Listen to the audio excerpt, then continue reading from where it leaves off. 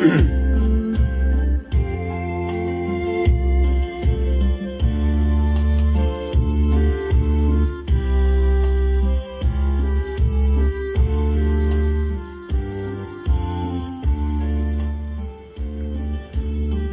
อยกมือ10 นิ้วกราบนอบน้อมยังพระติรัตนเกี่ยวเจ้าตั้ง3 ประการอันมีพระพุทธเจ้าพระธรรมเจ้าพระสังฆเจ้าอันเป็นสรณะที่เปิ่งตีเคารพนับถืออันสูงสุดในชีวิตกราบคารวะแตบไตไวยสาปารมีธรรม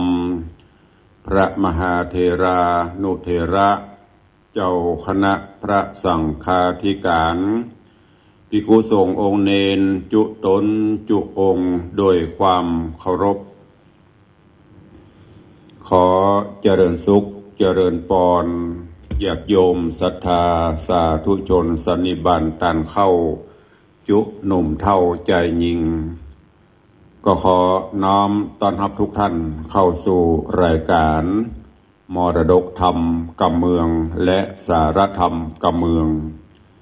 ต่างสถานีวิทยุกระจายเสียงพระพุทธศาสนา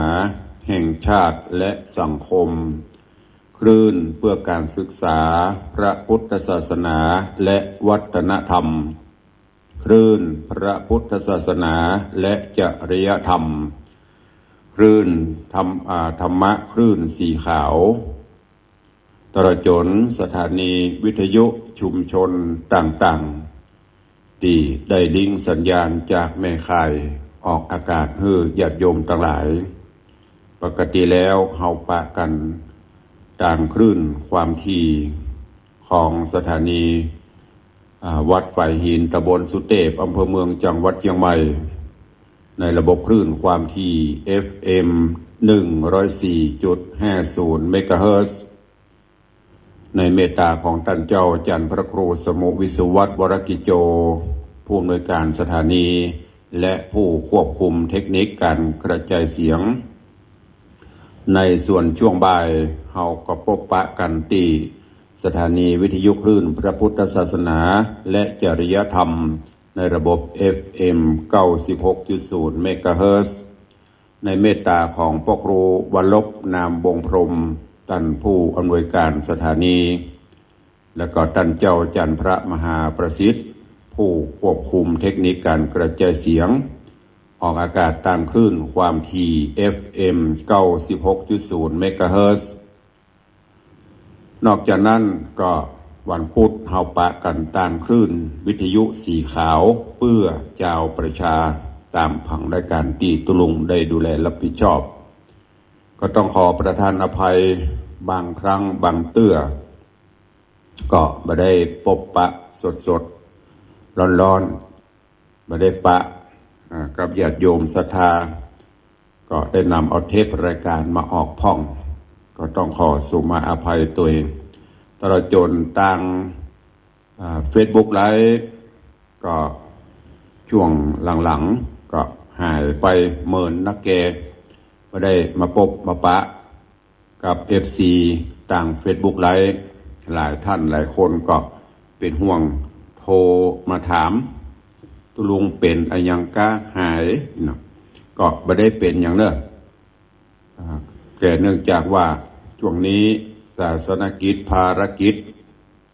ก็หนาแน่นก็เลยไม่ได้มาพบมาปะกับญาติโยมศรัทธาเพราะว่าจะเป็นตังคลื่นธรรมะคลื่นสีขาวก็ดีทาง Facebook ไลฟ์หลายๆที่แต่วันนี้สดร้อนจากเตาเนอะ FC ทางหน้าจอ Facebook ก็ยังหนาแน่นเหมือนเดิมยังบ่หายกันไปเตื้อติดตามเข้ามากันก็ขออนุโมทนาขอบคุณตัวเองตอนนี้ก็เจริญปอนต้อนรับเนอะพิธาจารย์มคณายกเสียงทองดร.อินสมเตปินวินาดีสมเจ็ดศรีคุณโยมชนจันทร์ซอนคำ แล้วก็โยมสมทรงสิทธิตาโยมป่อสุวรรณอินใหญ่โยมปีชิดชบาหรือว่าโยมปีสมพรรัตนังโยมสรินทิพย์บุญเลิศที่กำลังปรากฏหน้าจอตอนนี้ ก็ขอน้อมต้อนรับทุกท่านเนอะก็ในช่วงนี้บ้านเมืองประสบกับวิกฤตการณ์ต่างๆดังที่ญาติโยมศรัทธาเฮาได้รับรู้รับทราบโดยเฉพาะแล้ว ในด้านพลังงานน้ำมันซึ่งเป็นตัวจักรสำคัญเนาะหันข่าวแล้วก็บ้านเมืองเฮา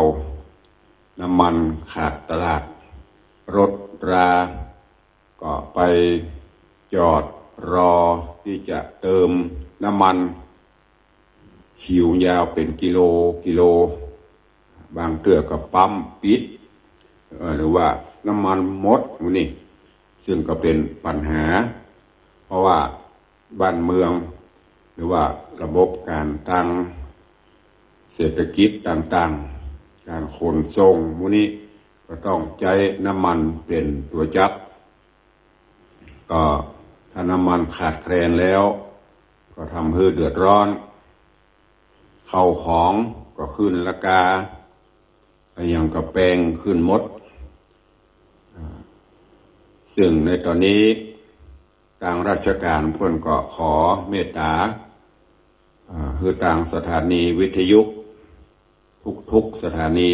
ได้เชิญชวนญาติโยมศรัทธาได้ประชาสัมพันธ์ให้พี่น้องประชาชนได้ประหยัดในด้านการพลังงานแล้วก็เซฟรายจ่ายอย่างต่างๆลงกันพองเนอะเนี่ยเพราะว่าสงครามโลกเป็นสู้รบกันปุ่นทางตะวันออกกลางปุ่นต่างประเทศมหาอำนาจต่างๆก็สู้รบกันก็เลยทำให้เดือดร้อนกันไปทั่วโลกเปิดถึงบอกว่าสงครามโลกสงครามประเดียวเจ๊ว่าจะมายิงกันลุ่มๆดำๆก็ยิงกันบกิจประเทศปุ่นแต่ว่ามันก็กระทบกันไปเป็นวัฏจักรเป็นลูกโซ่เพราะฉะนั้นก็ด้วยความเป็นห่วงญาติโยมอีพ่ออีแม่สาธุชนเฮาเนอะนำหลักธรรมะนำมาใช้ในการดำเนินชีวิตประจำวันรู้จักประหยัดมัธยัสถ์จะไปฟุ่มเฟือยจะไปมือเติบเหมือนดังก่อนๆเพราะว่าประเดี๋ยวนี้การเจาะว่าหากินก็จะฝืดเคืองการเงินการทองก็ติดขัดลำบากแล้วก็อนาคตการไปหน้ายังจะเกิดขึ้นแหมเฮากับบ่ฮู้ภาวะการเขาอยู่ร่วมกันโลกนี้ถ้ามันกระทบไปน้อยเนี่ยมันก็ลามเหมือนไฟลามทุ่งแต่ว่าเราได้ผ่านวิกฤตต่างๆมากับบ่ควรอาทิเช่นเมื่อโรคโควิดระบาดเราก็ผ่านกันมาผ่านร้อนผ่านหนาวผ่านความเฉียดตายกันมาในช่วงนั้นก็โกลาหลเช่นกันมาค่ำยามคืนเป็นจนได้ใจมาตรการอยู่บ้านอยู่จองบ่ฮือออกไปไหนถนนหนทางเงียบกริบมาค่ำยามคืนมาประเด็นนี้ก็หวนปีกมาจะเป็นฉะนั้นเนอะ จะไปหั่นไปนี่ก็ลำบากจะไปกรุงเทพก็จะไปต่างจังหวัดกันนี่รถรางไปทางหน้าก็เป็นห่วงละน้ำมันจะพอกาบ่พอกาจะเดินทางไปถึงไหนตึกไหนแล้วทางหน้าจะมีน้ำมันขายก็จะมีน้ำมันฮื้อบริการก็เป็นตีพะวงกันละก็เดือดร้อนกันไปจะได้ก็ตามความเข้าใจหลักธรรมะเข้ามาเนอะถ้า มองเข้ามาพอเข้ามาย้อนเป็นสัจธรรมก็คือสิ่งเหล่านี้พร้อมที่จะเกิดขึ้นกับเฮาเสมอไม่ว่าจะเป็นในด้าน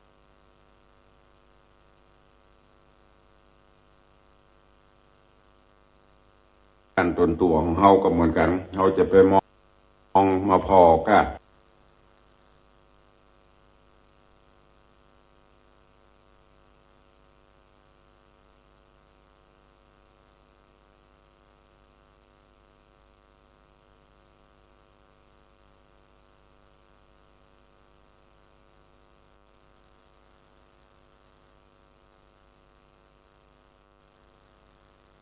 ที่มันผ่านมาอันไหนที่มันผิดมันพลาดเฮาก็หาโอกาสปรับปรุงแก้ไขคือมันดีขึ้นอันไหนที่มันดีแล้ว ก็พยายามปรับปรุงนำมาปฏิบัติเพิ่มเติมเสริมดีคือมันมีขึ้นอันเนี้ยบอกว่าจะเป็นทางโลกธรรมหรือว่าทางความเป็นอยู่ของเฮาก็สามารถนำมาปรับปรุงเข้าได้จะไปมัวประมาททันทีมือเติบเกยใจโน่นนี่นั่นก็พยายามเซฟเนอะก็พยายามเซฟรายจ่ายอย่างลงพ่องเตรียมพร้อมน้อมรับอย่างที่มันจะเกิดขึ้นในอนาคตการไปหน้าเฮาบ่สามารถที่จะรู้ได้ยิ่งโลกมีความเจริญในด้านวัตถุนักลำไปนักเกินไปมันก็มีอันตรายมีความเสี่ยงไปในตัวจากที่เมื่อก่อนย้อนหลังไปวิถีชีวิตของเฮาในยุคของบรรพชนหรือว่าในยุคของเฮาเมื่อประมาณ 3-40 ปีที่ผ่านมาก็อยู่กันไปได้ผ่านไปเป็นวันเป็นเดือนเป็นปีไปแต่ถ้าเฮาบะงูจักเตรียมพร้อม ในอนาคตการเขาก็จะเดือดร้อนเพราะนั้นตุลุงก็ฝากไว้เนอะกับญาติโยมทั้งหลายอันไหนที่มันพอจะประทังโดยเฉพาะอาหารการกินก็อย่างที่พระบรมราโชวาทของพระบาทสมเด็จพระเจ้าอยู่หัวที่เปิ้นฮือเศรษฐกิจพอเพียงผักไม้ไส้เครืออย่างที่เฮาพอมีก็เก็บกินไปทำไปกินเพื่อให้มันอยู่ประทังชีวิตไม่ใช่อยู่เพื่อกินเฮาเคยสบายเนาะยังก็โล่นเข้ากาดยังก็โล่นเข้าร้านค้าเข้าเซเว่นนั่นก็คือใจเงินเป็นใหญ่ประเด็นเงินกล้าเงินก็ลดลงไข่กับแป้งอย่างกับแป้งขึ้นสตางค์100เมื่อก่อนนี้ซื้อของแล้วนักเดี๋ยวก็ลดลงก็จะเหลือประมาณสัก70 บาทอย่างที่เปิ้นนักวิเคราะห์นักเศรษฐศาสตร์เปิ้นคำนวณเงินมีการลดลงจากเมื่อก่อนซื้ออย่างได้นักก็จะลดลงเนี่ยเพราะเงินเฟ้อ ภาวะการเช่นนี้ถ้าเราเตรียมพร้อมกันไว้ก็จะเดือดร้อนกันไปแต่ถ้าเราเตรียมพร้อม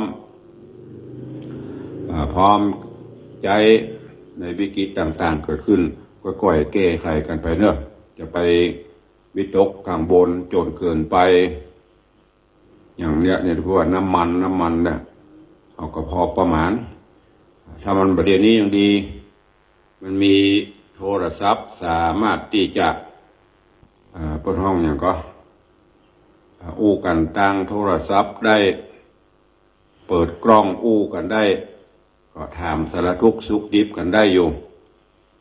เมื่อก่อนมันมีถ้าบอกไปหาการกำปะถ้ามันประจำเป็นช่วงนี้ก็งดการเดินทางงดการเดินทางจนกว่าภาวะต่างๆจะคลี่คลายลง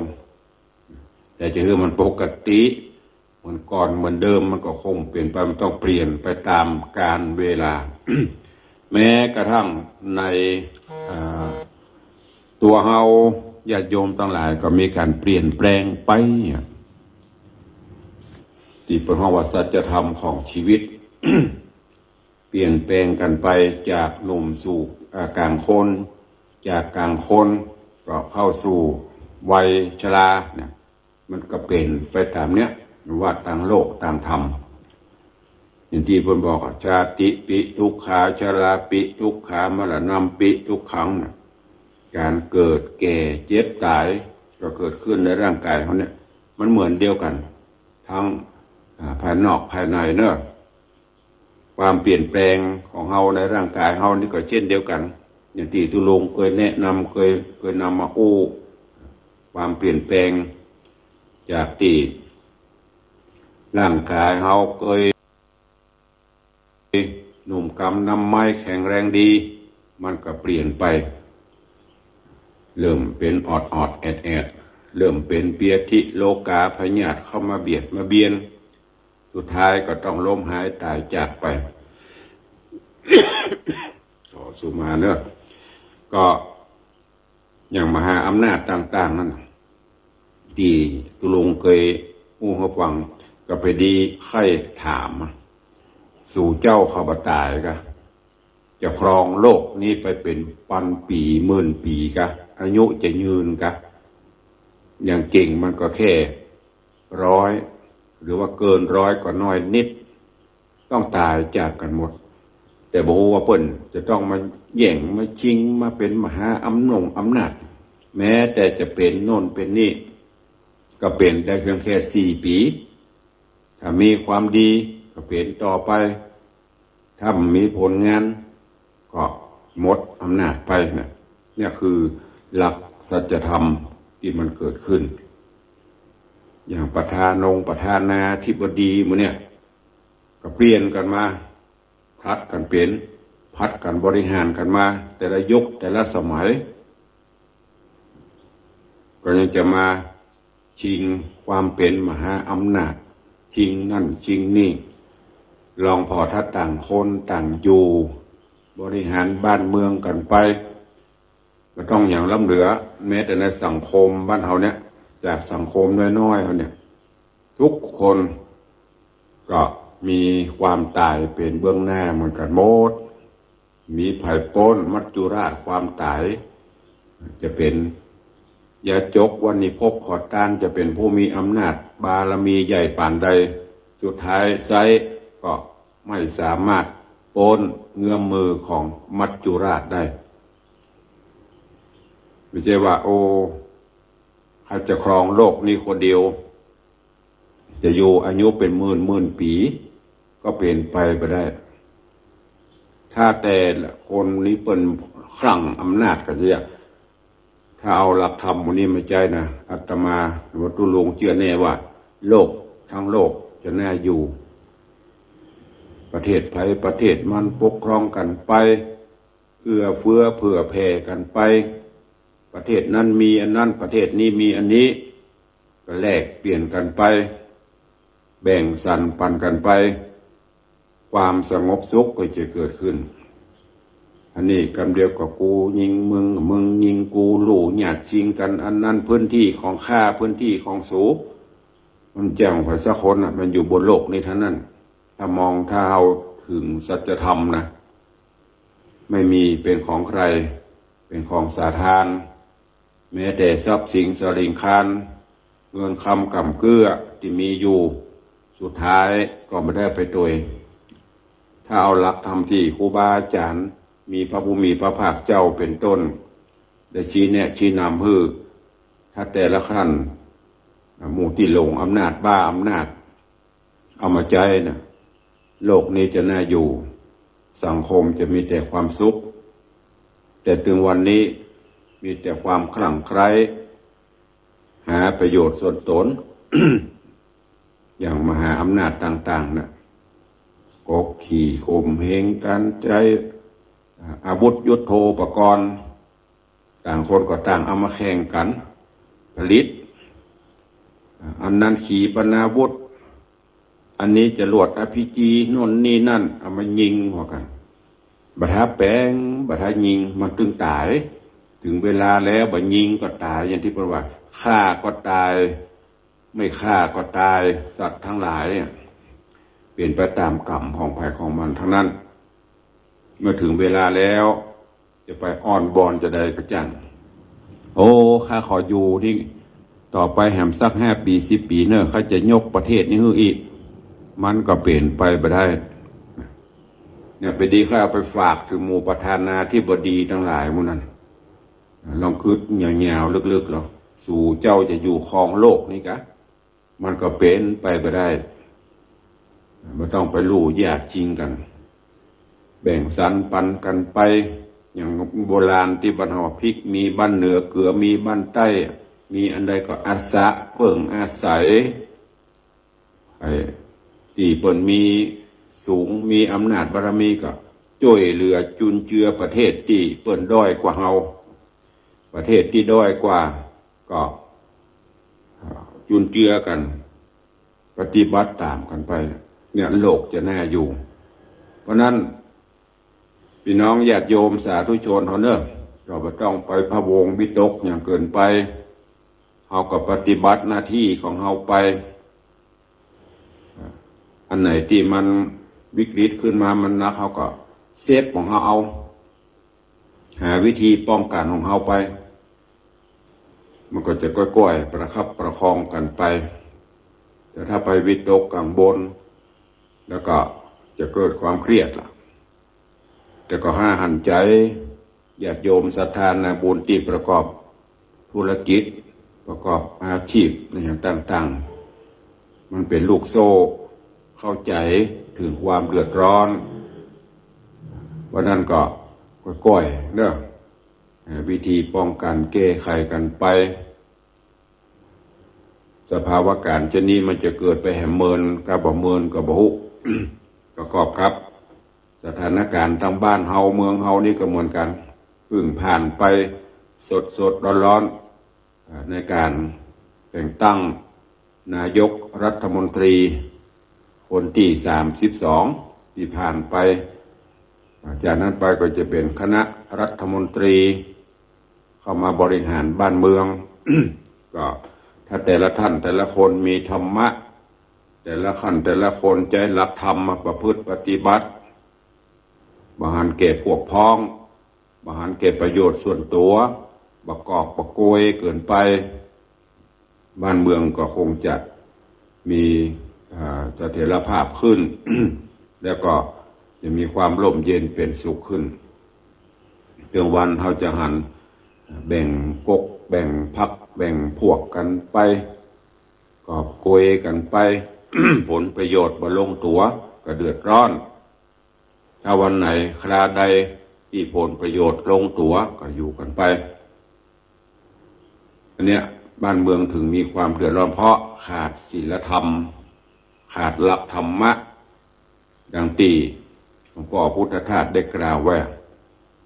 หลวงพ่อพุทธทาสเอาหลักธรรมะของพระพุทธเจ้ามากล่าวศีลธรรมไม่กลับมาโลกาจะวินาศเป็นเช่นนั้นจริงไหมท่านทั้งหลายลองคิดพิจารณาดูถ้าต่างคนก็บ่มีศีลบ่มีธรรมมือไผ่ยาวสาวได้สาวเอาคนตีโรยกับพ่อคนตุกบ่แบ่งสรรปันส่วนกันไป สุดท้ายต่างคนก็เอาตัวบ่รอด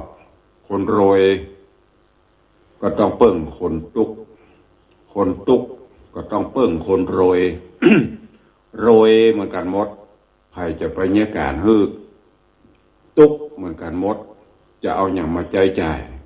เนี่ยโลกปนแปลงมือเขาจะดีแต่เขาไปแบ่งกันนัก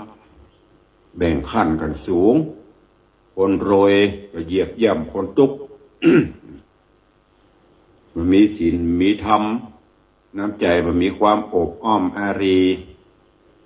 เพราะนั้นหลักธรรมะเปิดบ่อนอนสูงให้นอน นอนสูงให้นอนคว่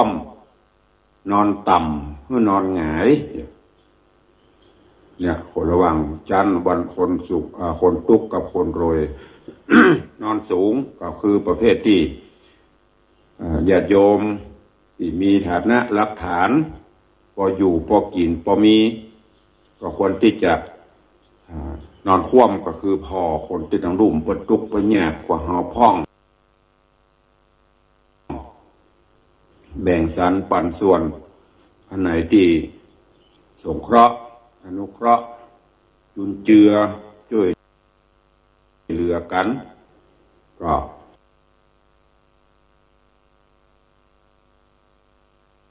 แบ่งสรรปันส่วนจุนเจือกันไป คนนอนต่ำคือนอนหงายก็หมายถึงคนทุกข์คนยาก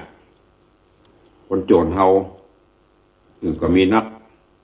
นอนหงายก็คือพ่อเปิ้นทางบนเฮาช่วยเป็นปัจจัยยังบ่ได้ ก็ช่วยความคิดช่วยแห่งกายแห่งงานกันไปประคับประคองกันไปตั้งแต่ในวงของระดับหมู่บ้านระดับตำบลอำเภอเนี่ยถ้าเฮารู้จักสถานะอย่างเงี้ยม่วนความเดือดร้อนก็จะก้อยๆมาลายคลายลงแต่ถ้ายังถือจันทร์วันนะคนรวยกับพอคนทุกข์ก็ทุกข์กันไปสุดท้ายบอกว่าคนรวยว่าคนทุกข์ก็ต้องประสบปัญหาเหมือนกันหมด นั่นก็ฝากเนอะวันนี้ตุลุงก็เอาไปกินนะกะเล็กๆน้อยๆมาเล่ามาอู้เล่าสู่กันไปในสถานการณ์ที่โลกเฮาบ้านเฮาเมืองเฮาหรือว่าโลกเฮากำลังประสบวิกฤตต่างๆเหล่านี้เขาอยากหมากแปลงของแปลงการเป็นอยู่อย่างต่างๆก็ลำบากเพราะว่าจะเป็นอย่างที่มันเป็นผลกระทบเป็นลูกโซ่ลูกพวงกันไปแม้แต่หันข่าววันก่อนไข่ก็ขึ้นน้ำมันพืชเครื่องใจเครื่องครัวกินขึ้นหมดแต่ว่ากาของชีพมันยังขึ้นด้วยก้อยๆพะเยาพยุงกันไปเนอะ จะไปฮ้อนจะไปวิตกจะไปเครียดเกินไปทุกอย่างมีทางแก้ไขอย่างที่ว่าแสงสว่างอยู่ปลายอุโมงค์ก็ก้อยประคับประคองกันไปแล้วเราก็จะมีความสุขที่สำคัญอย่างที่ตุลุงบอกอย่าละธรรมะหลักธรรมสัจธรรมคำสอนขององค์พระผู้มีพระภาคเจ้ามีความประหยัดมัธยัสถ์อดทนใจขันติบารมีธรรมอดทนกันไปอดกลั้นกันไปทนลำบากทนตรากตรำการประกอบอาชีพต่างๆก็อดทนไปแล้วก็มีความประหยัดมัธยัสถ์ลดลงจะไปยิ่งเป็นห่วงครับอันนึงก็คือลูกหลาน ลูกหลานเยาวชนเฮาตั้งหลายนี่เพราะหมูจะฮิตจะหาเตื้อมีแต่จ่ายเบมือขออย่างเดียวพ่อแม่จะทุกข์จะยากจะได้มัวขออย่างเดียวตอนนี้ไปก็คงต้องช่วยกันเนอะลูกหลานตันเต้าเนอะเยาวชนคนดีเฮาตั้งหลายใจโทรศัพท์ระเซิบอย่างต่างๆก็ต้องลดลงเอาที่มันจำเป็นอันไหนที่มันใจได้ก็ใจไปเนอะจะว่าขอพ่อขอแม่หันเปื่อนหันฟูงใจโทรศัพท์ยี่ห้อดังยี่ห้อดีขี่รถดีรบเร้าพ่อกับแม่ โดยที่บอกว่าพ่อแม่ไปขดได้ตุกอกตุกใจจะได้แต่เพิ่นบ่แสดงออกเฮาผู้เป็นลูกเป็นเต้าก็หูเอา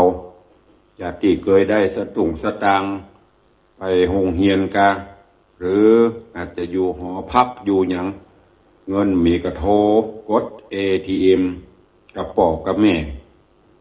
แต่ปัจจุบันนี้หลวงพ่อสถานการณ์มันเป็นอย่างนี้ เฮาจะลดรายจ่ายลงจะช่วยพ่อช่วยแม่เฮาบรรเทาความเดือดร้อนได้จะได้ตุลุงก็ฝากไว้เนอะลูกหลานเยาวชนที่ฟังอยู่จากที่ค่ำมากกับแอวหรือว่าเลิกเฮียนและแอวขี่รถขี่ล่างน้ำมูกน้ำมันแปลงก็เดียวมีสตางค์เฮาหิหายังไม่ได้เตื้อต้องเปิ่งป่อเปิ่งแม่อยู่ก็ต้องช่วยเปิ่นลดลงลดรายจ่ายลงไปโรงเรียนสตางค์ที่เคยได้อย่างสมมุติใจขอสตางค์ไปวันละ100เมื่อก่อนมันอาจจะพอกินแต่ประเดี๋ยวนี้ค่าเงินมันเฟ้อจาก100เมื่อก่อนซื้อของได้นับเดี๋ยวซื้อของได้น้อยลงเพราะของมันขึ้นเราก็เซฟรายจ่ายพ่องประหยัดรายจ่ายพ่อง รุ่นเฮาทั้งหลายเมื่อก่อนบกเข้ามาถึงลูกหลานเนาะเมื่อก่อนเฮาเป็นเยาวชนคนลูกละลูกเต้าไปโรงเรียนเนี่ยห่อเข้าไปโดยห่อเข้าไปโดยแต่กับแม่ต้มไข่พ่องนั่นนี่พ่องแคบหมูพ่องก็เอาไปสู่ไปจูกันกินรอดกันมาหมดแต่ประเดี๋ยวนี้มันก็เป็นไปไม่ได้เพราะอย่างละอ่อนเยาวชนลูกหลานนิสิตนักศึกษาเฮาเด็กอายกลัวเปื้อนกลัวฝูงดราม่าเอาห่อเข้ามากินกันอ่ะแต่ถ้าเขาปฏิบัติได้ก็ดีนะตุลุงว่านะห่อเข้าไปกินนั่งกินตำต้นไม้ต้นตอกซิวๆคนเดียวธรรมชาติโดยที่บ่แข่งไผแต่แข่งในด้านการศึกษาห้ำเฮียน แข่งในด้านการทำคุณงามความดีอันนั้นล่ะสุดท้ายเราจะมีความสุขเพราะเราได้ผ่านความทุกข์ความยากมาละแต่ถ้ามัวแต่อายแล้วก็เฮาก็หายังบ่ได้เตือนพ่อแม่นั่นแหละจะทุกข์ใจเนอะก็ฝากไว้กับลูกหลานเยาวชนคนดีเฮาทั้งหลายตัวเองช่วยกันไปเถอะช่วยพ่อช่วยแม่ประหยัดไปขอพ่อขอแม่ถ้ามันบ่ได้ก็บ่ต้องไปโขดไปเกลียดอย่างคือพ่อคือแม่เนอะแต่ว่าขอนั่นก็ได้ขอนั่นก็มีเฮาบอกโอ้พ่อแม่จะตุกอกตุกใจปานใดลูกคือแก้วตาดวงใจตึกใครคือลูกมดลูกใครได้อันยังประเคนคือมดเพราะกลัวลูกจะน้อยหน้าน้อยตากระเปื้อนกระฝูงแต่ว่าเมื่อมันอัตคัดขัดสนก็ต้องหันใจพ่อหันใจแม่จะไปเอาความตุกอกตุกใจไปฮือปะเนออย่าตุลงฝากไว้กับลูกหลานตัวเองช่วยกันไปคนละเล็กคนละน้อยคนละไม้คนละมือประคับประคองกันไปในสภาวะการเช่นนี้ก็จะทำให้เอาอยู่รอดปลอดภัยกันไปฝากไว้กับสาธุชนญาติโยมทั้งหลายเนอะวันนี้เป็นปกิณณกะเอาสถานการณ์ปัจจุบันมาเล่าสู่กู้จากันไปว่าเฮาจะเนี่ยจะใดที่จะประคับประคองวิถีชีวิตความเป็นอยู่ของเฮาคือมันรอดปลอดภัยไปด้วยกันในโลกในยุคที่โลกประสบวิกฤตปัญหาต่างๆมันบัดคงบ่จะไปตลอดหรอกวันหนึ่งมันก็ต้องสว่างสวัยขึ้นมาได้เอาอย่างที่ตุลวงบอกแต่ต้นเอาผ่านกันมาเป็นยุคผ่านกันมาเป็นช่วงยุควิกฤตต่างๆอย่างที่ว่าตะเกียในสถานการณ์โควิดเขาก็รอดกันมาอยู่บ้านอยู่จองมีอย่างก็กินกันไปเนี่ยการเนี่ยงานที่บ้านไปงานราชการก็คือมาทำที่บ้านประเด็นนี้ก็จะเป็นเช่นนั้นประหยัดกันไปฟืนไฟก็เช่นเดียวกันเนอะหน้าฮ้อนนี่กาไฟก็จะแปลงมาเปิดแอร์เปิดอย่างก็พึ่งก็เดี๋ยวสิ้นเดือนแล้วมันเย็นตอนเนี้ยแต่สิ้นเดือนแล้วฮ้อนนะฮ้อนเหลือนี่ก่อนองศามันขึ้นนะเพราะอย่างกาไฟกับแป้งกับน้ำกับแป้งไปซื้อบดเดี๋ยวเข้าน้ำโภชนาอาหารเป็นเงินกันทั้งนั้นแต่ก็ยังบอกนะเราก็ต้องมีวิธีบริหารจัดการเพื่อเซฟรายจ่ายของเราเพิ่มรายได้ลดรายจ่ายได้เงินได้คำมาก็อดทนอดออมไว้พ่องประหยัดมัธยัติไปก็จะฝ่าฟันปัญหาวิกฤตต่างๆไปเนอะขอฝากกับสาธุชนญาติโยมทั้งหลายลองนำไปคิดพิจารณาแล้วอันว่ามีประโยชน์นะก็ลองนำไปใช้ในการดำเนินชีวิตประจำวันไปก็ฝากกับทุกท่านในวันนี้ตัวเองเข้าสู่ตั้งรายการก็เหลือเวลาแถมสักเล็กน้อยเนาะจะได้ได้จ๋ากับญาติโยมศรัทธาทางต่างเฟซบุ๊กไลฟ์ทางต่างบ้านต่างจองด้วยเนอะโดยเฉพาะอีพ่ออีแม่ที่ฟังต่างคลื่นเก้า 16ก็ดี104ก็ตามคลื่นธรรมะสีขาวก็ดีเมื่อลำได้ปบได้ปะกันก็เดี๋ยวมีอย่างที่จะจะเอ่ยกับตุลุงท่านก็สามารถโทรเข้ามาได้เนอะ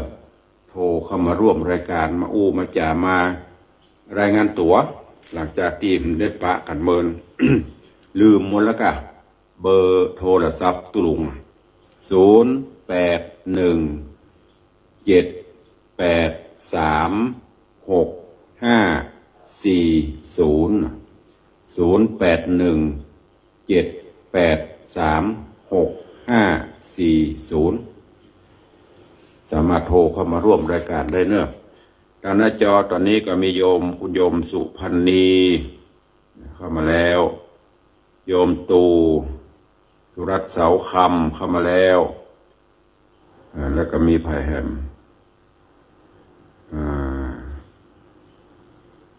คุณโยมอย่างนี้ภูรวัตรกับว่าอย่างนี้ภาษาอังกฤษตุลงต้องขอประทานอภัยเนื่องบอกแกวนลัดไปมันพอจะลัดได้กันลัดไปแต่อันนี้ต่างๆภูวรัตน์นะยินดีต้อนรับเนอะได้ยินเสียงมาแล้วครับลุงแกเฮเนาะครับผมสาธุเนอะอนุโมทนาครับจากเมืองแกนพัฒนาโยมป่อวิชัยปัสมานยาวิชัยจากเมืองแกนพัฒนาอันนี้ FC แฟนพันธุ์แท้เจริญปอนเนอร์โยมแม่สุปราณีรูมากราบไหว้สาเจ้าสาธุเข้ามาแล้วท่านเจ้าพระมหาคมสันตอนนี้อยู่ที่ประเทศอินเดียไปไหว้สาสักการะสังเวชนียสถานที่ประเทศอินเดียไหว้สาที่ท่านเต็มที่เนอะสมปรารถนาท่านเจ้าละได้ไปไหว้ไปสาอธิษฐานจิตเพื่อตุปอดด้วยเนอะขอให้มีสุขภาพพระนามัยสมบูรณ์แข็งแรงอยู่ดีมีสุขแล้วก็ขอให้เดินทางไปกลับด้วยความปลอดภัยเจริญพรโยมแม่สุปราณีรูมาเจริญพรโยมเพชรเจริญพรโยมประสิทธิ์ทิพย์ฟั่นนี่ก็เจ้าหน้าที่โรงพยาบาลเชียงใหม่รามบริการบริหารต้อนรับตุลุงอย่างดีเวลาไปโรงพยาบาลที่ให้ประสิทธิ์ก็จะบริการติดต่อคุณหมออย่างนี้ขอบพระคุณเนอะเจริญพรแม่ครูเหรียญทองจันที3 ใบเถา นี่เจริญพรโยมแม่ปั่นมีงานปีจงรักบินไปสิงคโปร์ประจวนเนาะไปคนเดียวกับปีกมาหวังว่าคงจะมีติดไม้ติดมือหันเปิ้นไล่ต่อไปสิงคโปร์เจริญพรคุณโยมชนจันทร์จอนคำเนอะเจริญพรคุณโยมสมทรงสิทธิตาโยมปีชิชบาโยมปอสุวรรณอินใหญ่โยมสรินทิพย์บุญเลิศนี่กำลังเข้าอยู่ทางหน้าจอ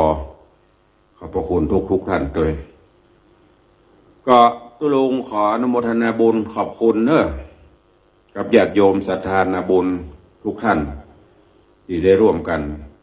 ในตอนนี้ทางวัดวังสิงห์คำก็ขอแจ้งข่าวสารงานบุญใหญ่บุญหลวงให้ทุกท่านโดยเฉพาะงานทำบุญเฉลิมฉลองกุฏิสงฆ์โฮงหลวงของวัดเนอะที่ญาติโยมศรัทธาเฮาเจ้าข้าทั้งหลายได้ร่วมกันสรรสร้างก่อสร้างเพื่อมอบถวายไว้ในบวรพุทธศาสนาตั้งแต่ปี 2568 มาจนถึงบัดนี้การก่อสร้างก็เกือบจะสำเร็จเสร็จตอนนี้ก็เหลืองานเก็บงานตกแต่งทางตุลุงก็ได้ปรึกษาหารือกับญาติโยมศรัทธากับคณะกรรมการวัดอันสมควรที่จะเฉลิมฉลองปล่อยหลวงมอบถวายกุฏิสงฆ์ของวัดนี้ไว้ในบวรพุทธศาสนาแล้วเนอะซึ่งต อนนี้ได้รายงานขออนุญาตจัดงานเฉลิมฉลองงานป่วยหลวงไปโดยกำหนดการงานพบุญวันที่7 พฤษภาคมเป็นวันตาลจ่อตาลตุงเนอะวันที่7เป็นวันตาลจ่อตาลตุงวันที่14ก็จะเป็นวันทำบุญเจริญพระพุทธนิมนต์พระเจ้าพระสงฆ์เจริญพระพุทธมนต์รับทักษิณาทานโอกาสหยาดน้ำหมายตาลถวายกุฏิสงฆ์องค์หลวงแล้วก็วันที่15 พฤษภาคมเป็นวันตกแต่งดาครัวกินครัวตาลของญาติโยมที่บ้านหอมกินหอมตาลกันตามแบบเบ้าโบราณวันที่16 17 วันที่16 17 พฤษภาคมกลางเดือน16 17ก็จะเป็นวันแห่ครัวกินครัวตาลของศรัทธาของหัววัดหัววาต่างๆประมาณ350 กว่าหัววัดเข้าร่วมทำบุญเนอะการนี้ตุลุงเกาะคอจะเริญปอนแจ้งคือกับญาติโยมทุกท่านทางที่เป็นแฟนรายการก็ดีได้เป็นก็ดีเนอะได้มากินห่วมตาลเติงด้วยกันวันที่14ทำบุญถวายตาล15วันดา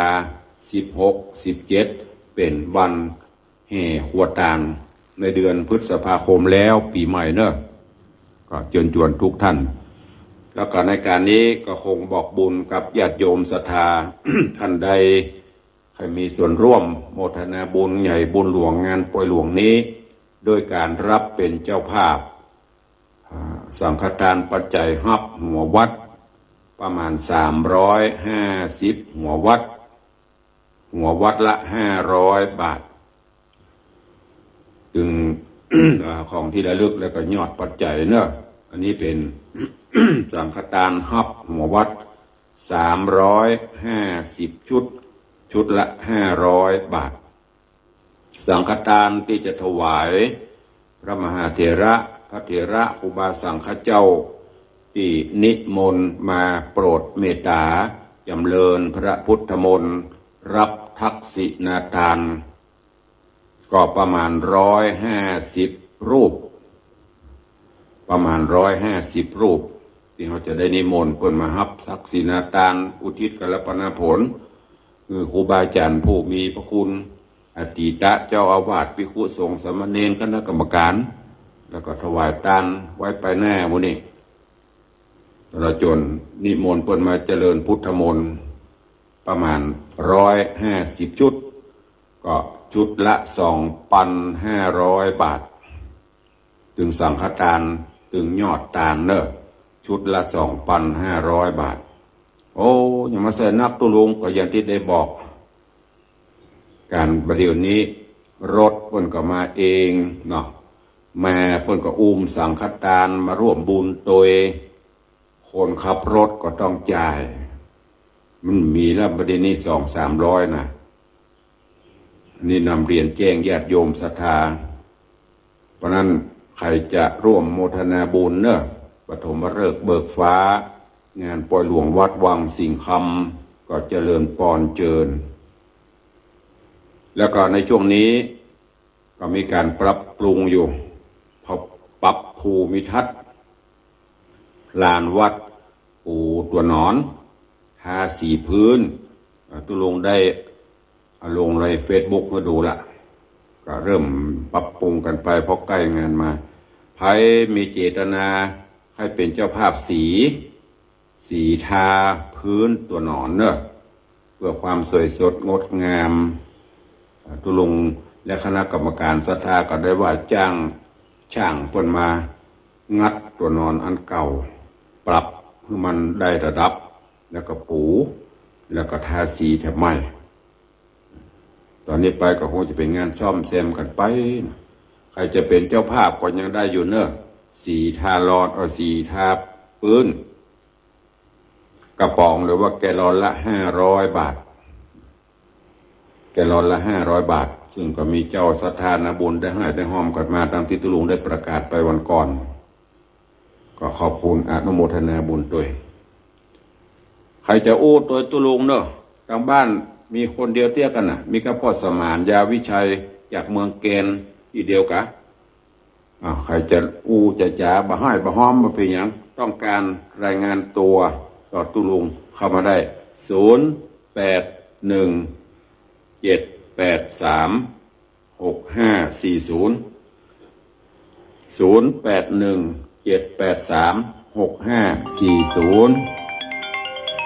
เจริญปอนนมัสการเจ้าจากทางใดเจ้าอยู่แมวไฟด้วยสเก็ตเจ้าแม่ห้องใกล้ดอยสะเก็ดเนาะเจ้าเตรียมตัวเตรียมกายมาห่วงป่วยหลวงตัวตุลุงเนอะเจ้าเดือนปุ่นแล้วปีใหม่พวกกันเจ้ามากินมาทานตัวกันเนอะสาธุสาธุเจ้าจากแม่ห้องใคร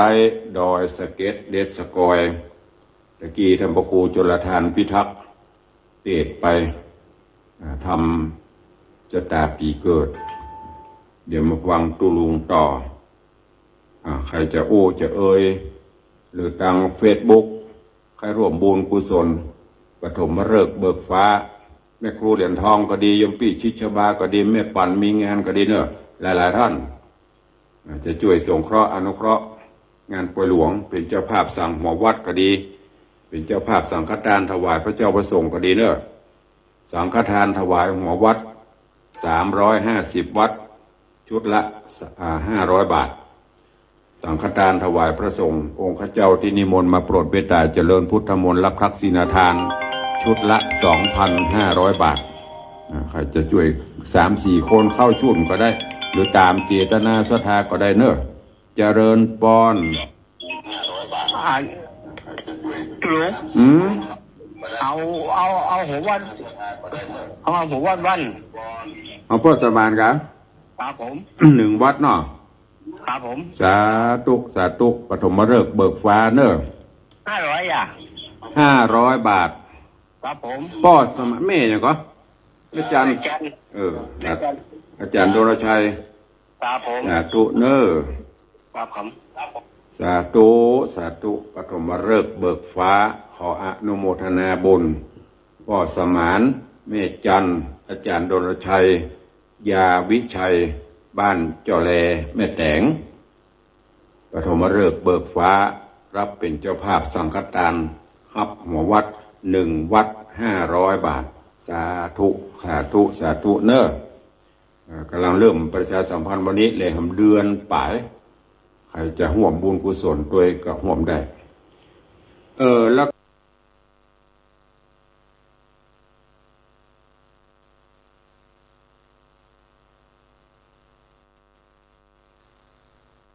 ทำเฉพาะท่านที่จับจองมาต้านเนอะไม่ได้ทำไว้อย่างนี้เพราะว่ามีเวลายันเพนใจคำลูกเต้าหนองก้นครุกอันนี้ก็ปัญหาตุลุงปีนี้มีไม้กำกับปีใหม่นี้ปีนี้ก็ว่าจะทำเฉพาะท่านที่จับจองมาต้านเนอะแต่ถ้าญาติโยมมันมีไปทำป้นแจ้งมาจะปูจาก็จะให้พุทธผู้เกศรัทธาป้นทำเดี๋ยวแม่จันเพนใจคำก็ปูจาไม่กำปีใหม่1 เล่ม500 บาทก็จะได้ดำเนินการอันนี้ตามที่พูดสั่งจองมาท่านเนอะที่เคยปฏิบัติมาทุกปีสืบอายุกันมาเป็นปีถ้าจะปูจาต่ออายุกรรมอายุปีใหม่ก็ติดต่อเข้ามาได้ทำสำหรับท่านที่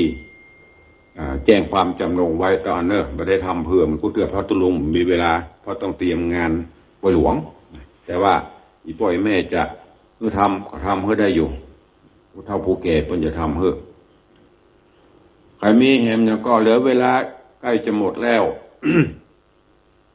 ขอบคุณทำกรรมเนอะกับพ่อวิชัยแม่จันอาจารย์โดรชัยยาวิชัยเจ้าแลแม่แตงปฐมฤกษ์เบิกฟ้าเป็นเจ้าภาพสังฆทานรับหัววัดงานป่วยหลวงฉลองกุฏิสงฆ์องค์หลวงของวัดวังสิงห์คำ1 ชุด500 บาท ค้างแหม349 ชุดค้างแหมน้อยเดียวกำลังได้1 ชุดอยู่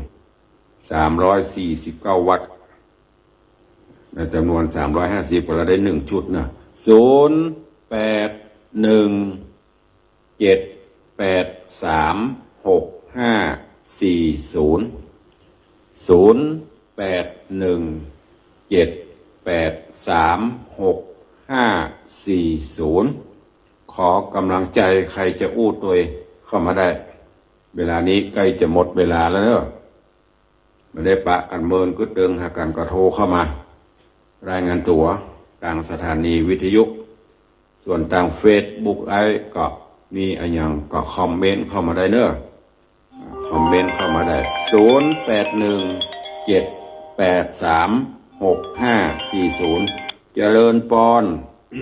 มาตรการครับพุทธยานครับปางหม้อเชียงดาวลูกครับ ครับผม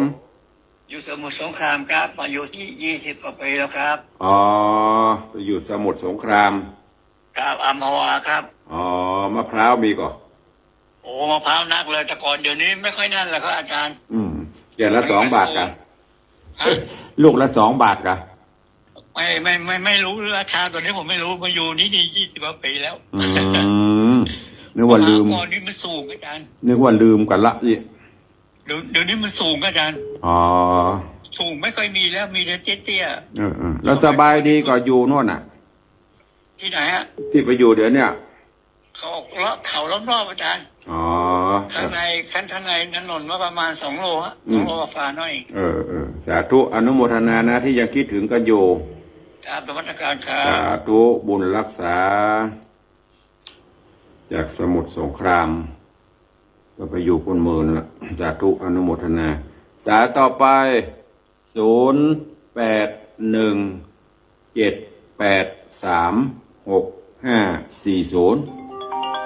เจริญปอน มาสการครับ ครับผม ทาน1 ชุดหัววัด2 วัดเนอะ สาธุสาธุปฐมฤกษ์เบิกฟ้าท่านด็อกเตอร์ผู้อารีขอขอบคุณเนอะท่านด็อกเตอร์อินสมเตปินพิทาจารย์ปุจารย์วัดเสียงทองพี่นันก็เป็นผู้ที่เสียสละกับกิจพระศาสนาจ่วยเป็นพิธีกรเป็นพ่ออาจารย์โดยบ่ได้คิดแก่ตัวอย่างเนอะเปิ่นถวายก็เอาบัตรถวายก็แล้วไปเอาไปกับแล้วไปนะมาตานแหมอย่างวันนี้ขอบคุณกับพี่นันด็อกเตอร์อินสมเตปินปฐมฤกษ์เบิกฟ้ารับเป็นเจ้าภาพสังฆทานถวายพระเจ้าประสงค์1 ชุด 2,500 บาทแล้วก็เป็นเจ้าภาพรับหัววัดแห่ง1 วัด500 บาทรวมเป็น 3,000 บาทท้วนขอบคุณเป็นอย่างยิ่งเด้อพี่นันบละทุเจ้ากับบละเปิ้น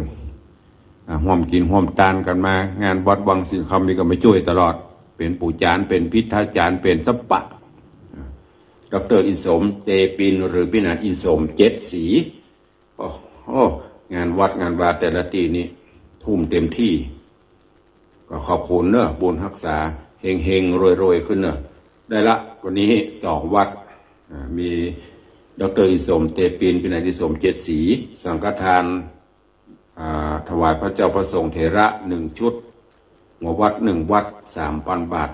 แล้วก็มีป่อสมานแม่จันอาจารย์โดรชัยนยาวิชัยเจ้าแลแม่แต่งหัววัด1 วัดวันนี้ได้2 วัดค้างแหม348หัววัดสังฆทานก็ค้างแหม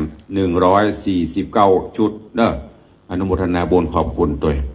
เอาแล้วเนาะเวลาหมดเวลาแล้วขอบคุณท่านผู้อำนวยการสถานีเนอะว่าจะเป็นพระครูวรบนามวงพรหมผู้อำนวยการสถานีคลื่น96ท่านอาจารย์มหาประสิทธิ์ขอบคุณด้วยเนอะแสดงความมุทิตาตัวปีนี้เพิ่นสอบประโยค5ได้ยังไม่ได้มุทิตาเดี๋ยวก็มุทิตาไปนี่เป็นควบคุมเทคนิคแล้วก็คลื่น104.50 วัดฝ่ายหินในเมตตาของท่านเจ้าอาจารย์พระครูสมุวิสุวัตรวรกิจโจตลอดจนทางเฟซบุ๊กไลฟ์ทางคลื่นธรรมะคลื่นสีขาวทาง YouTube ทาง Facebook เนอะข ขอขอบคุณทุกรูปทุกท่านพ่อแม่ครูบาอาจารย์จุตนจุองค์ตัวอนุโมทนากับญาติธรรมญาติโยมติดตามเป็นกำลังใจทั้งต่าง Facebook ไลฟ์ทั้งต่างสถานีวิทยุตัววันนี้เวลาหมดเวลาแล้วตุลุงขอนำรายการจากทุกท่านไปก่อนเนาะปะกันใหม่ในวันต่อไปขอความสุขสวัสดีจุงบังเกิดมีกับทุกท่านยัตตาโรธรรมาวัตันติอายุวันโนสุ